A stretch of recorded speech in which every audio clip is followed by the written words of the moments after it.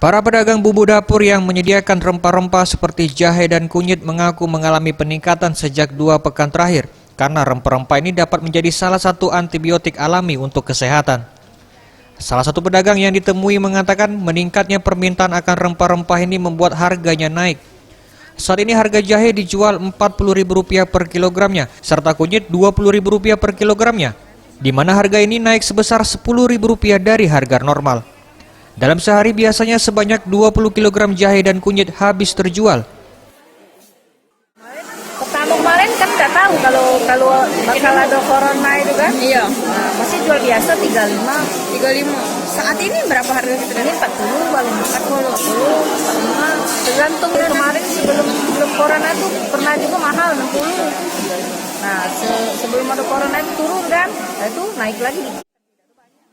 Selain jahe dan kunyit, masyarakat juga memburu rempah-rempah lainnya seperti serai, temulawak, dan kencur yang biasanya dicampur menjadi satu sebagai minuman menjaga kesehatan tubuh. Tim Liputan Sriwijaya TV.